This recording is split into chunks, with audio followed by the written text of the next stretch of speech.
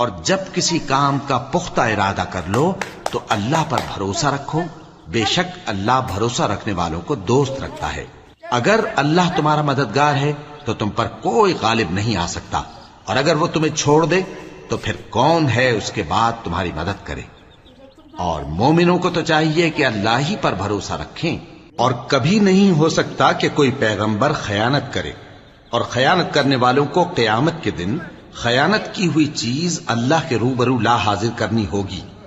پھر ہر شخص کو اس کے اعمال کا پورا پورا بدلہ دیا جائے گا، اور ان کے ساتھ بے انصافی نہیں کی جائے گی۔ بھلا جو شخص اللہ کی خوشنودی کا تابع ہو وہ اس شخص کی طرح ہو سکتا ہے جو اللہ کی ناخوشی میں گرفتار ہو، اور جس کا ٹھکانہ دوزخ ہے اور وہ برا ٹھکانہ ہے۔ سب لوگوں کے اللہ کے ہاں مختلف درجے ہیں، اور اللہ ان کے سب اعمال دیکھ رہا ہے۔ اللہ نے مومنوں پر